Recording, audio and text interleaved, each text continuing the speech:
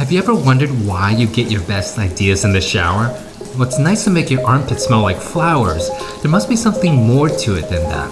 To figure it out, I spent weeks deep diving into the science and discovered there's actually a set of steps you can take to get better ideas all the time. Not just in the shower. Anywhere. And it's actually surprisingly simple. Starts with step 1. To get brilliant ideas, your brain first needs to struggle, because the longer your brain struggles, the more neurons it recruits to solve the problem. It fires what scientists call a failure index. It's like a memory tag that tells the salience network of the brain, this problem is important, we want to figure it out. The salience network is like an attention triage system. It scans the world and pays attention to what is important. Things that are more important get higher salience tags, which then captures more attention. The quickest way to increase salience is to increase effort.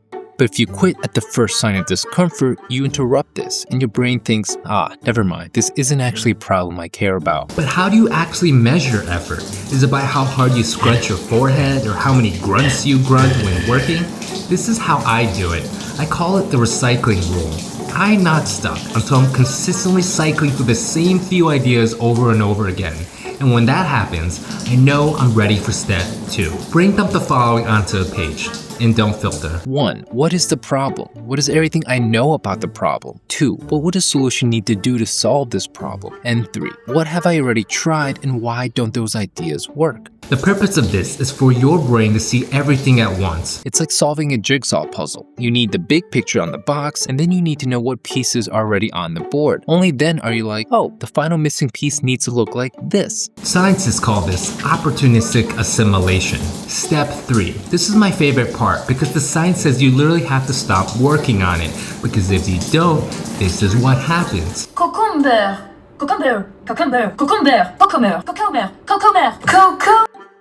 The brain is stubborn. The more times you've tried to solve a problem a specific way, the less likely your brain is going to find a better way. To feel it for yourself, solve this problem right now. Quick. You have a box of thumbtacks and some matches. Attach this candle to the wall so it burns without dripping wax on the floor. Go! Most people try attacking the candle or melting the side. They get stuck on these two ideas even though they clearly won't work. I like to think of ideas as people in a room. There's always going to be that one annoying dude who's always sharing his opinion on things. Even though he has no idea what he's talking about, the entire room listens precisely because he's the loudest.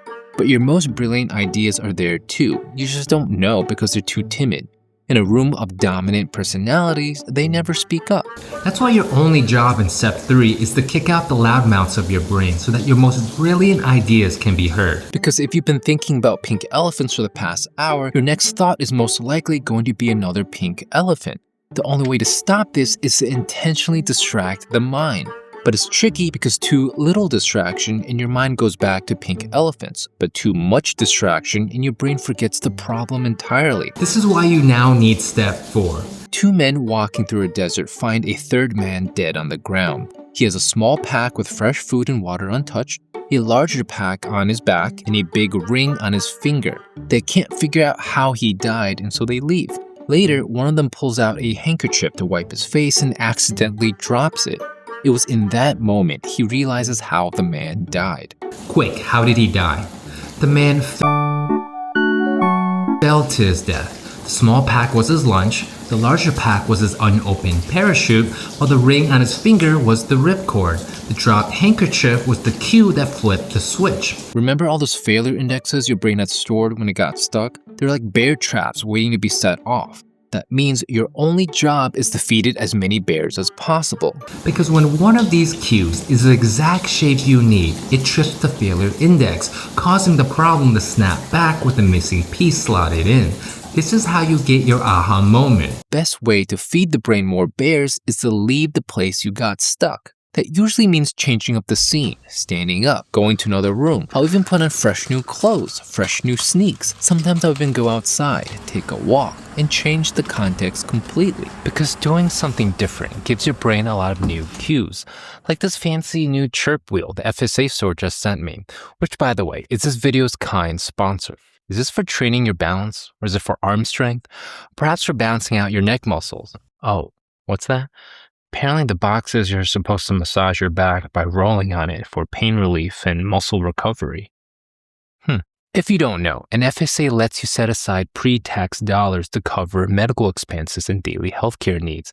And more likely than not, you probably have tax-free money sitting in your FSA account right now that could expire at the end of your plan year. But that's where the FSA store comes in. It's the biggest online marketplace where every item, all 2,500 plus of them, is 100% FSA eligible.